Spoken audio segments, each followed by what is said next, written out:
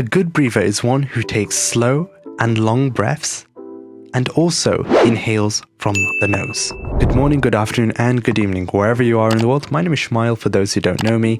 I am a medical student here in the UK. So, let's talk a little bit about breathing. What is breathing? Breathing is simply the passage of air that goes into your lungs and out of your lungs. But breathing is not just limited to this.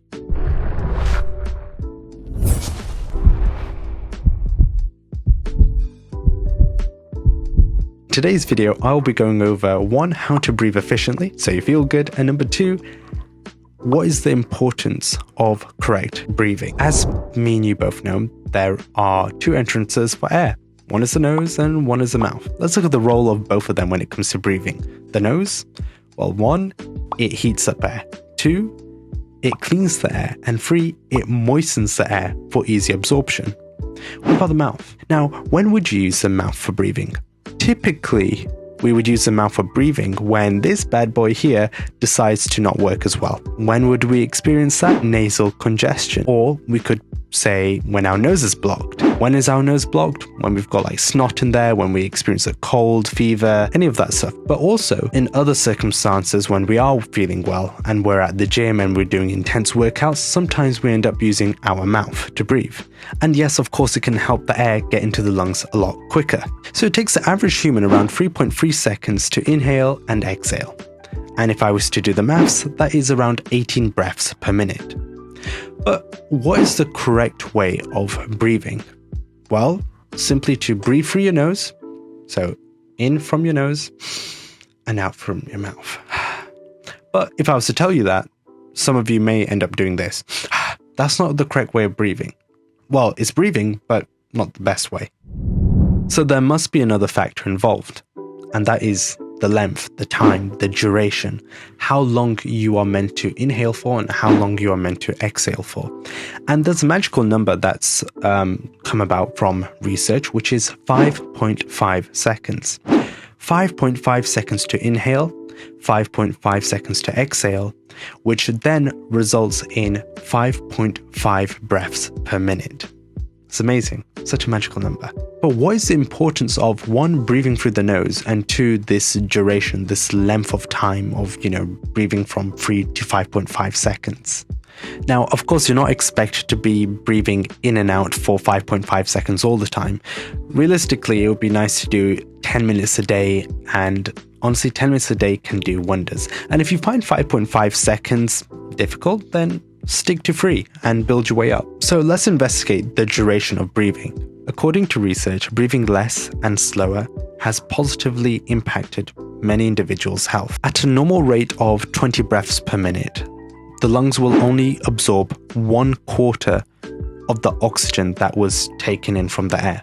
So all of that oxygen in the air, we breathe it all in and we only absorb 1/4 of it, which isn't much. But if we were to breathe slower and for longer periods, we would allow our lungs to absorb more of the oxygen. Now, of course, you don't have to be breathing out and in for 5.5 seconds, but the main point is that 1, you breathe in from your nose, and number 2, you have slower and longer breaths. Now, according to research, chronic mouth breathing can increase blood pressure. And as you may know, that blood pressure is a gateway to many other serious conditions and problems. Now, mouth breathing doesn't just increase blood pressure, it can also reduce mental clarity, and it can also increase stress. Now, research done by Dr. John Douillard, he basically investigated the effects of nasal breathing and mouth breathing. And so what he did was he gathered a bunch of professional cyclists and he put them onto some sensors to measure their oxygen, carbon dioxide levels,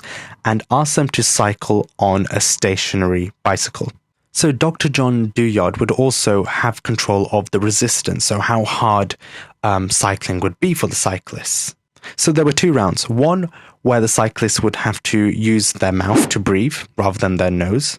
And the second round was where they would have to use their nose rather than their mouth. So during the first round, when they were asked to use their mouth, the intensity increased and so did their breathing rate. And when it came to the highest level of resistance, they were completely out of breath.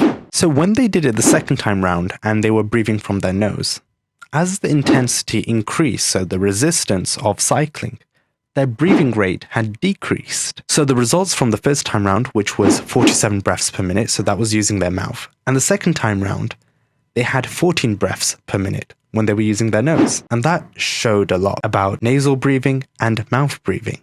So the conclusion was training to breathe via the nose could cut down on a lot of exertion and increase your endurance whilst you're working out. But what are the other effects of mouth breathing? Well, a recent study in Japan on rats showed the cognitive effects of mouth breathing. So all they did was block the noses of these rats and put them in a maze.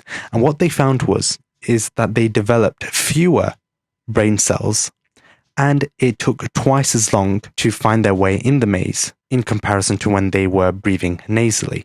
Just comes to show that nasal breathing can increase your cognitive function. Now, just to exaggerate the comparison of breathing from your mouth and breathing from your nose, well, think of it this way. Breathing from your mouth is like drinking water from a pond, and breathing from your nose is like drinking distilled water. Which one would you choose? But just keep in mind there are other factors which can affect breathing, such as chewing and various other different things as well.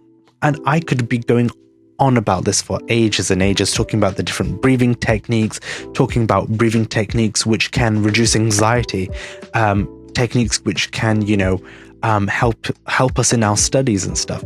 But that's for another video. So thank you for watching up until this part of the video. If you liked it, then give it a thumbs up. And if you're new here, feel free to subscribe. And lastly, most importantly, stay happy, keep smiling, and breathe.